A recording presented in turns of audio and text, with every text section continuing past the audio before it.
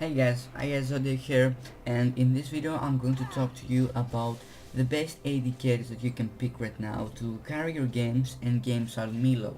Before I go into this list, I have to tell you that this is my personal opinion, and that is not a top 5 list, meaning that the first champion is not better or worse than the last champion I have in the list.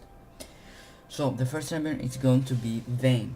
So since it is a tank meta, Vayne is really strong against the tanks, because she has her silver bolts plus the blithering king and a lot of attack speed, so she can kite around and kill them very fast.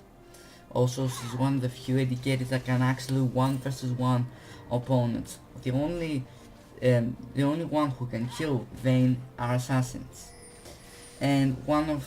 and she's a really strong AD carry overall, because she can hard carry very easily, because she has her tumble and her stealth, so she's really hard to kill.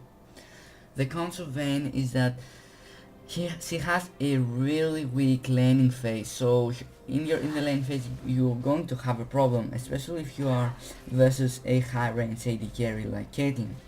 Also, another con of her is that she has short range, so if you can handle her short range and her laning phase, you will be good to go.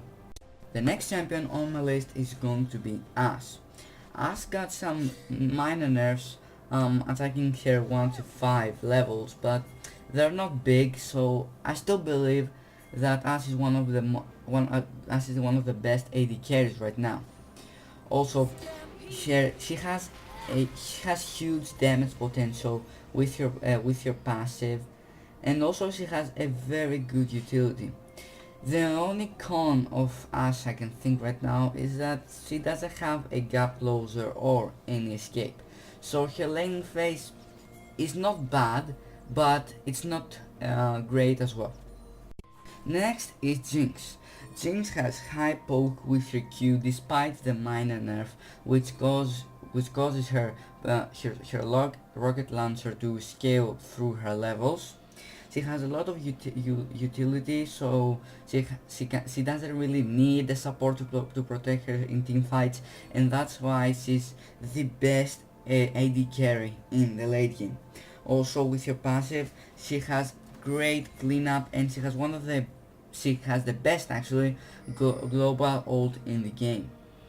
The only con of Jinx is that she doesn't have a lot of escape, so her early game is not very good, because she's vulnerable in ganks.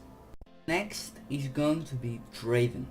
Draven has a lot of damage because of his Q, and he can spam it actually, and he has a high snowballing potential because of his passive, so that's what you gonna do. You must roam around when you get your Bloodthirster, and the first item, it's really good to buy Bloodthirster, because you already have a lot of damage, so lifesteal and the shield gives is really good on Draven. Also, he has a lot of utility because of his W, which he can spam. Also, if he takes his axis, if he grabs his axis, he can have it again, and overall he can peel himself, and he's a very solid pick right now. The cons of Draven is that he doesn't have any gap closers, so basically his laning phase is not very good, and the biggest con is that he's really hard to play mechanically, because it's hard to grab the Q, also to use the E and W and all that stuff. And overall, as I said before, a very decent pick. Champion is going to be Caitlyn. Caitlyn has a huge range, which is really strong on the lane phase and in the team fight, and it makes other AD carries with short range really weak in the laning phase. She has a lot of damage with her passive, and if she's on brushes, he can stack her passive much easier. Also, in her team fight, she is amazingly strong, because she has, as I said before, a lot of range, and she's really hard to kill, especially if she has a good support, a Lulu or Thresh or a Soraka beside her. The cons of Caitlyn, the only con I believe is that doesn't have a lot of utility. Yes, it has her E, but her E has a, I don't remember how many seconds delay, but it is not like Lucian's E or Graves E. So that's the only con I can think right now.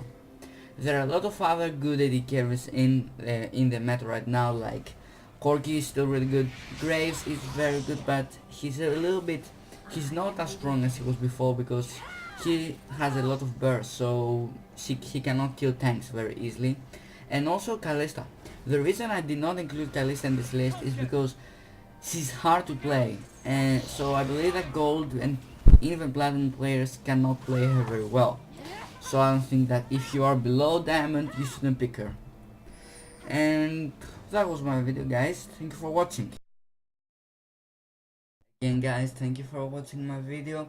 If you liked it, make sure to like, and if you want to see more videos like this one, subscribe, and also click in the first frame to see my top 5 mid champions, and in the second frame to see my Zed